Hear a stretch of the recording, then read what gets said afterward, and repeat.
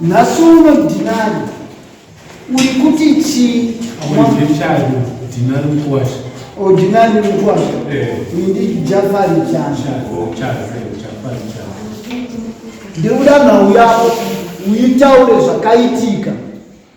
payasvika nhau yako nokuti ndabvanzi waene pepa netsamba yako ndati umboo wekuti mwana wako akarepwa wakafambisa kumatare kupolisi ndakakupa mhinduro here kuti musungwa uyu mhosva akarepwa here kana zvakaita sei saka proof yacho unayo here akandipa mambo au taura zvakanyorwa patsamba pakanzi kesi yacho yakamira sei kanzi akarepa mwana anonzani angane makore mangani angane 16 years saka imimi hamuna kujirapo here kana kukonzera kuti mwana nditozvirwarira panguva yatinomangoka zvakaitika zvinizvi iye ndiye ngakatotora mwana wachiti abatsiri kurwara kwomukadzi wake kuri kunokumba kwake kukuru ndokwazvakaitikira gore ripi 2015 nhasi 2024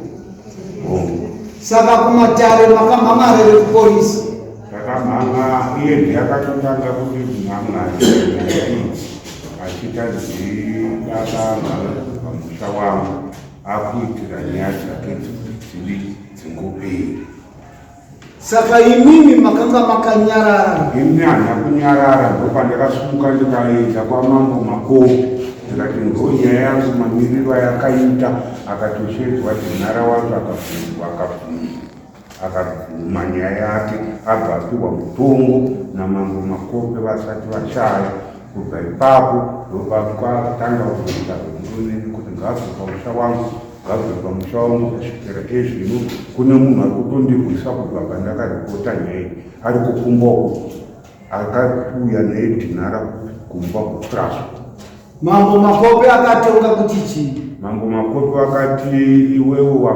wakabata mwana wababa vazvishuwa asi nyeriko ndekuti wakangomukanganisapo hauna kuzomupa chifamiri saka zvakaenzanirana naizvozvo mibva manyarara akwete atinanyarara iye akakubva